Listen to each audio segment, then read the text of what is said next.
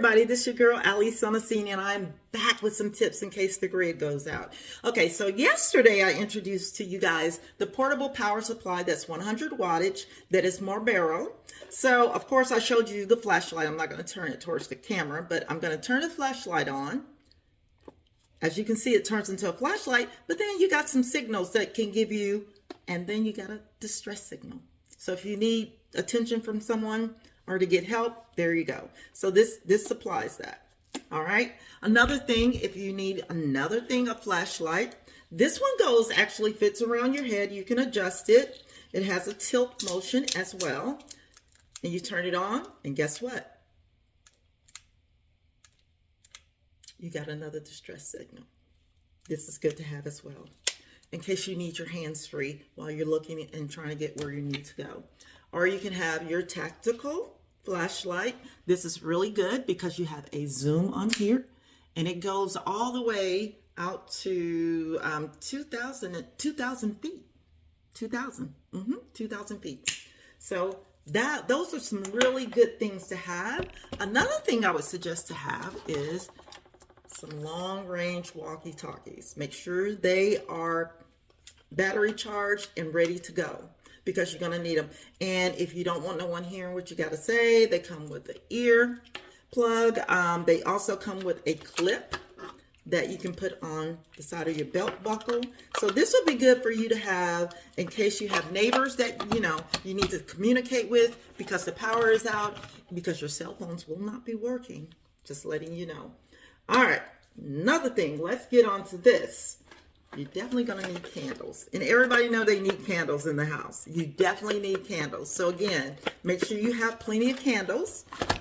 And of course, you're going to need something to light the candles with. So you might want to make sure you have some cigarette lighters and some matches. I would suggest you make sure you keep those in a Ziploc bag.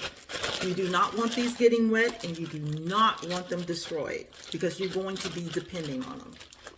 All right. Next thing I want to talk about, if you want to read a book, here we go. You don't need much light. It goes directly on the book, and you can point it towards the wording and read your book.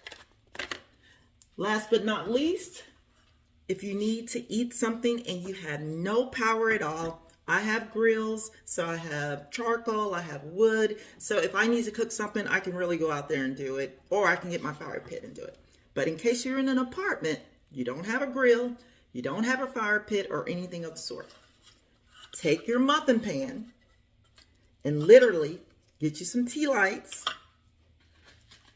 purchase you some tea lights, put them in the pan, and then you can easily take a can, place it over it, and cook your meal. Warm up your food. If you don't have a can to cook out of, if you need to have a pot, get your small pot set. You can get a pot, and you can get your little skillet, put it on here, and you can literally cook. Have your own little homemade hot plate. I know it sounds funny, but it's true.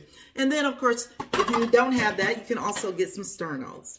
Get some of these, get your little rack, put it over it, put a rack. You can even take a rack out of your oven, rack off your grill, put them on top of these, and you can warm up your food. So these are just some of the survival tips. The last but not least, water is very, very important. You can go about 24 hours without water, and I wouldn't suggest it, but you can. But I would suggest make sure you buy packs of water. And the reason I say buy packs of water, these are 8 ounces. You can live a day off of 2 of these, literally.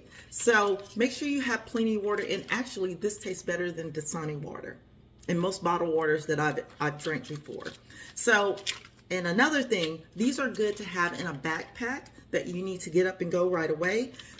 They weigh less. They're not like bottled water. But in case you need water, make sure you get some drinking water. Okay? And these are some of the tips you can help yourself stay alive and thriving through a grid outage. You guys have a good one, and you got it on the scene from Alice.